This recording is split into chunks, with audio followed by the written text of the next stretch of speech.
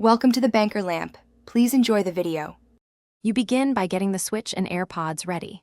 First, make sure the Switch runs the latest firmware. Bluetooth audio was added in a recent update. Once done, navigate to System Settings, scroll to Bluetooth audio, and choose Pair Device. Meanwhile, press and hold the AirPods Pro case button until the light flashes white. That puts them into pairing mode. Do this promptly so the Switch can discover them. This is the initial, essential step that starts the connection process.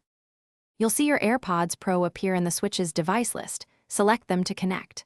Once connected, check both system and in-game volume because the Switch sends audio to the AirPods system-wide. Make sure you're close to the console. Bluetooth audio can add a small delay, so keeping the distance short reduces perceived lag.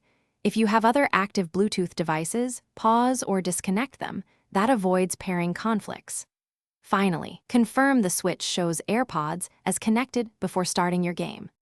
After pairing, test audio immediately by launching a game or playing a sound from the home menu to confirm everything works. If you hit issues, don't panic.